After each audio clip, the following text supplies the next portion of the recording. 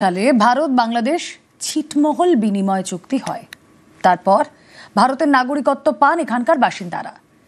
SIR ঘোষণার পর সেই ছিটমহলের মনেই আশঙ্কার মেঘ।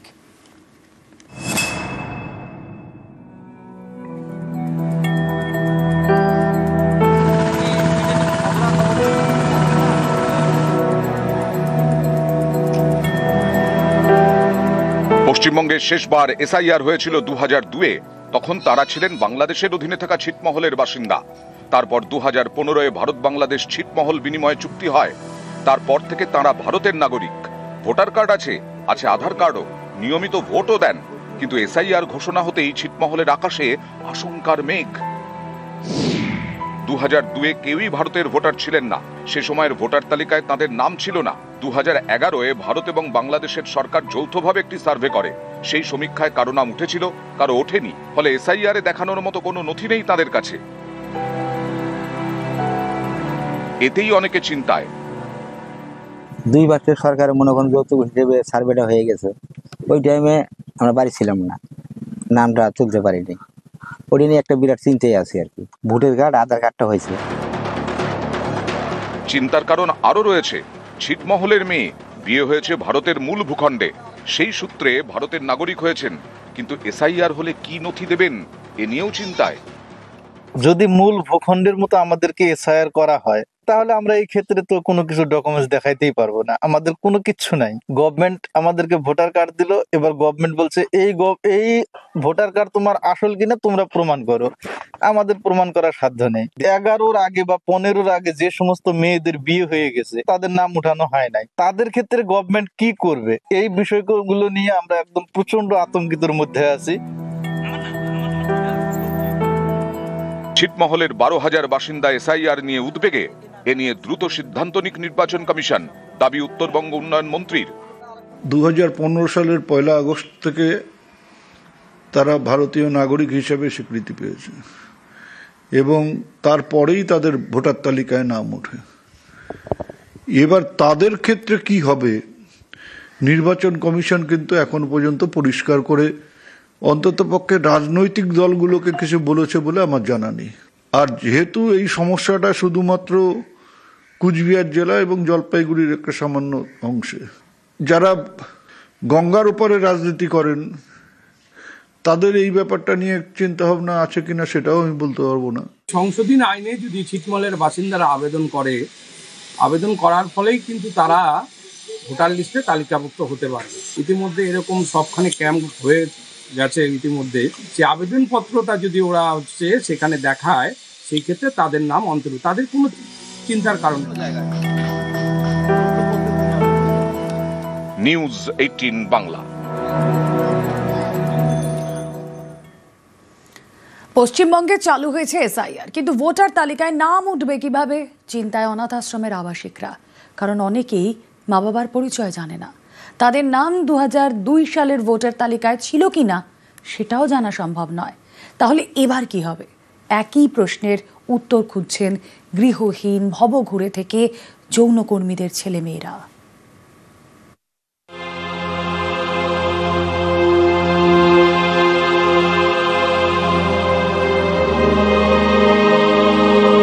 কেউ ছোটবেলায় মা বাবাকে হারিয়েছে, কাউকে কুড়িয়ে পাওয়া,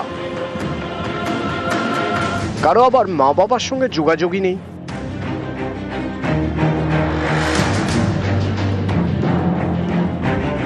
সকলেরই ঠিকানা অনাথ আশ্রম।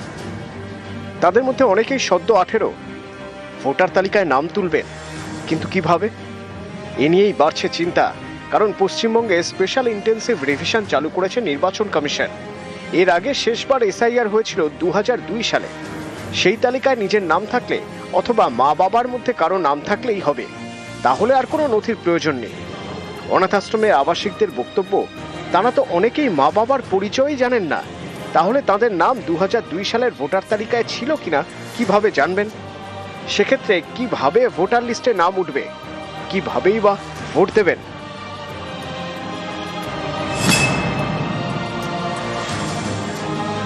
আমি ছোটবেলা থেকেই রিফিউজি মানুষ হয়েছি।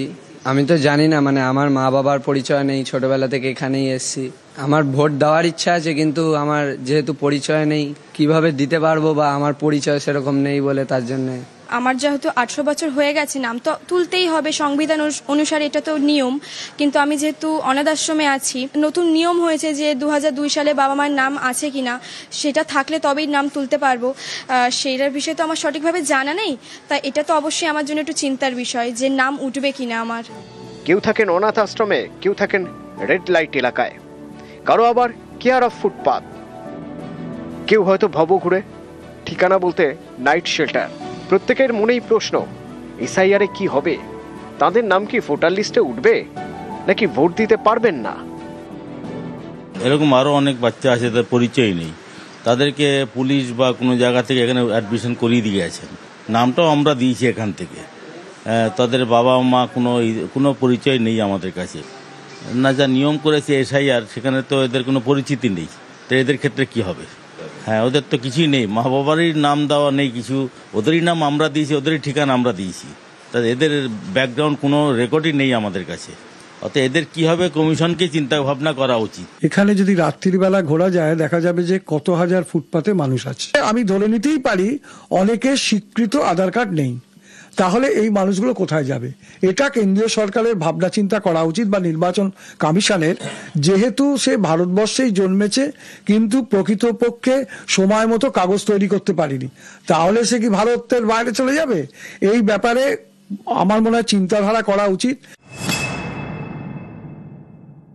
জনগণের যে একটা ক্ষোভের জায়গা, জনগণের যে একটা দুশ্চিন্তা, তাদের কপালে যে ভাঁজ পড়েছে, সেইটা নিয়ে কিন্তু তৃণমূল কংগ্রেস দৃষ্টি আকর্ষণ করছে।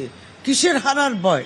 যে আপনি এখানে বাংলাদেশি বলছেন, বিহারেও বললেন, কিন্তু ভূগোলটা দেখে দেখা যাচ্ছে যে বাংলাদেশ না হয় আমাদের সঙ্গে বর্ডার আছে, কিন্তু বাংলাদেশ অন্যান্য রাজ্যের সঙ্গে নর্থ ইস্টে, উত্তর পূর্ব ভারতে আছে, সেইখানে কিন্তু এসআইআর হচ্ছে না। ক্যামেরায় খোকন দাসের সঙ্গে ইরণ রায় বর্মন, নিউজ 18 বাংলা। আর এদিকে বাগডোগরায় জাল নথিপত্রের ঘাঁটি, মিলিটারি ইন্টেলিজেন্স এবং পুলিশের হানা, পুটিমারিতে উদ্ধার একাধিক জাল আধার ভোটার, উদ্ধার জন্ম মৃত্যুর নকল সার্টিফিকেটও। এই জাল নথিগুলো এলো কোথা থেকে?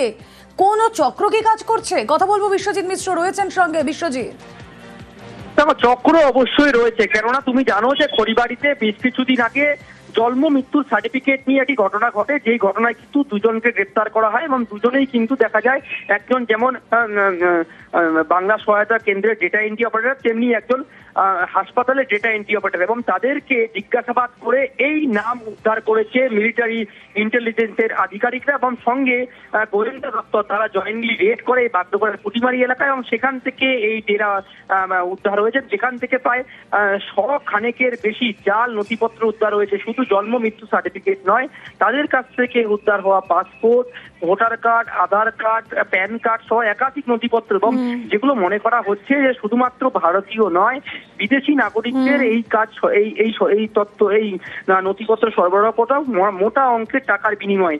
আর যিনি গ্রেপ্তার হয়েছেন তিনি কিন্তু এর আগেও এই জাল নথিপত্র করার অভিযোগে গ্রেপ্তার হয়েছিলেন। যদিও পুলিশ তাকে জিজ্ঞাসাবাদ করে এই নথিপত্রের আর কোনো মাথা রয়েছে কিনা এবং কিভাবে এই খড়িবাড়ি কেসের সঙ্গে, জন্ম মৃত্যুর সার্টিফিকেটের সঙ্গে তার এই সম্পর্ক জড়িত, কতদিন ধরে চলতো, কতগুলো নথিপত্র তৈরি হয়েছিল, সব কিন্তু জিজ্ঞাসাবাদের জন্য আগামীকাল তাকে শিলিগুড়ি মহকুমা করে রিমান্ডে নেবে পুলিশ। তবে যেটা মনে করা হচ্ছে, ঘরে বসেই তার এই ডেরা চলতো এবং এই ডেরায় আরো বেশ কিছু বড় বড় মাথা রয়েছে। ওকে,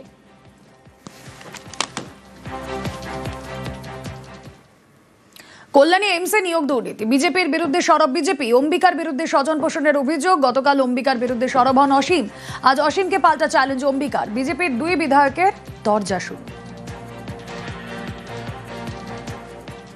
এখানকার একমাত্র এমএলএ অম্বিকা রায়, সে নাকি 30 জনকে আই কার্ড এখান থেকে দিয়ে নাকি কাজ করিয়েছে 2 মাস। আমরা জানতে এসেছি অম্বিকা রায়কে এই আই কার্ডটা কে দেওয়ালো। এখানে শুনতে পেলাম অম্বিকা রায় এসে বলছে 30 জনকে নিতে হবে আগে, তারপরে ওদের জয়েন্ট হবে। সেখানকার কোন হনু? না না, চাকরি করবে কি করে? ITI তাদের লিস্ট পাঠায়নি। আই কার্ডে নাকি এবার ভুবনেশ্বর লেখা। অম্বিকা রায় যাদের দিয়ে টাকা পয়সা তুলেছে শুনতে পাচ্ছি, তারা নাকি বাড়ি ছাড়া এখন টাকা দিতে পারছে না বলে। আমার দলের হোক আর বেদলের হোক, যে অন্যায় করবে, অন্যায়ের বিরুদ্ধে অসীম সরকার কথা বলে চিরকাল সেটা বলেই যাবে। তিনি 30টা চাকরি না দিলে সবকটাকে ক্যান্সেল করাবেন, এটা বলার কে উনি? সর্বত মিথ্যা, এবং আমি বলবো প্রমাণ করে দেখা। আমি জানি না কাকে কি কোটা দিয়েছে না দিয়েছে এবং কারা ঢুকিয়েছে না ঢুকিয়েছে, বিভিজি জানে। বিভিজির সাথে কি কথা হয়েছে আমি জানি না, প্রমাণ করে দেখা ভিত্তিহীন। এর আগে যে ওখানে কি চলছে পরিস্থিতি, সেটা আমি যে এটা কিন্তু ঠিক নয়। বিভিন্ন জনে এখানে এইমসটাকে ডিস্টার্ব করছে, বিভিন্ন জনে বিভিন্ন পার্টির থেকে, তো এটা ইন্টারফেয়ার করার দরকার, এটা আমি জানিয়েছি।